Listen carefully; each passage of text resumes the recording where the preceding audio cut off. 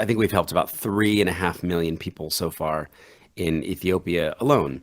Right. But 50 million left. I mean, if you don't have water, if you could just imagine your life where water did not come out of taps, or if it came out, it was brown and viscous and filled with parasites and disease. Right. There are just so many different life implications.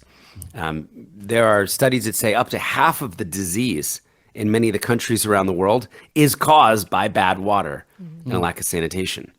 So imagine, half of the hospital beds full of people who just didn't have the most basic health need met. There's a huge implication when it comes to education. 1 out of 3 schools in the world not only don't have clean water at the schools, they also don't have toilets.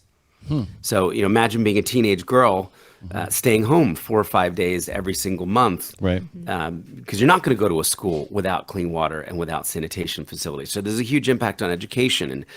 And then the time wasted is probably the most felt need as I travel around the world and talk to people in communities.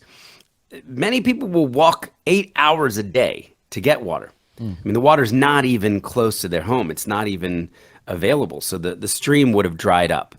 That was one of my questions: is why did they settle there if there was no water, right? There often was water. Okay, so we're and hearing, now we're in a drought. Right? Oh yeah, when I was a kid, there was a lake here, there was a river here.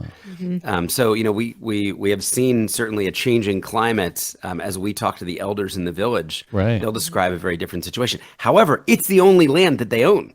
Right. So I've probably brought 350 people to Africa with me now, and the most common question is, well, why don't they just move? Right. Yeah. I said, well, they don't own that land.